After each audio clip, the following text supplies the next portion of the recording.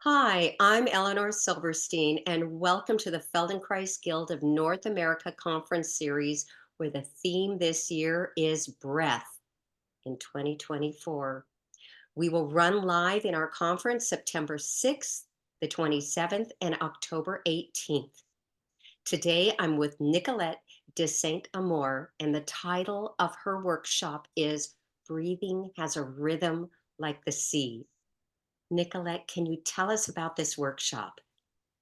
Thank you, Eleanor. Happy to be here and presenting in this conference. The lessons I will bring forward have a kind of quality that reflects our relationship with nature. So think the ocean. So there's this expansion and contraction quality to the ocean, and we have that within ourselves as well as being mostly made of water. And in these lessons, I will be bringing forward a bell hand lesson where you're finding this expansion and contraction, holding these different ideas at once. And that these lessons, like bell hand, have a rhythm. And by maintaining this rhythm, you're also keeping a qualitative state to your breathing.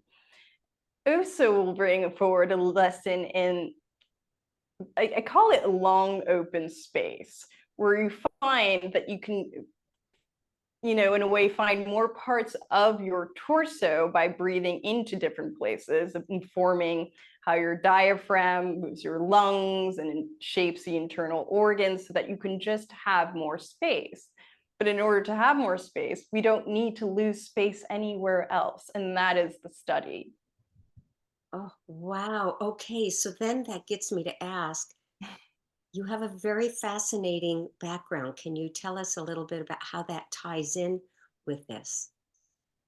So much of my life was quite nomadic, and that really informed, in a way, how I came to this work because I had to find how I dealt with transitions and unknowns. This whole process of engaging with ATM is one big unknown. You don't know where the lessons will go. Of course, there's always some pre knowing we like because that's what the nervous system likes. But it is one big unknown, and that is the process of learning. At the end of a lesson, we find that there's something new in how it is we experience ourselves that feels profoundly satisfying. And to me, this is probably what brought me to this method because it was something I always tangibly experienced in my upbringing.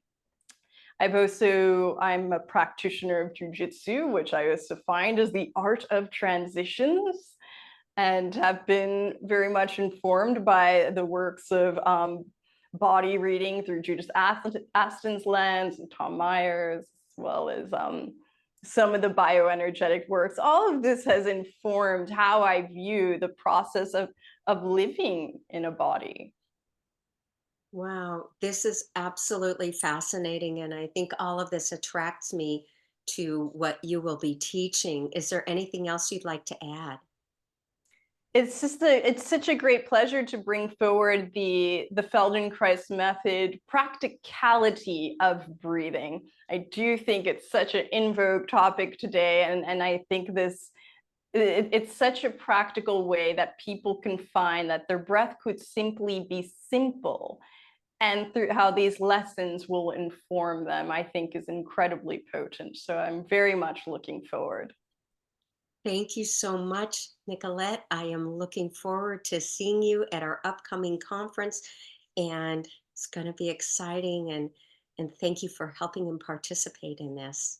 It's a pleasure. Looking forward.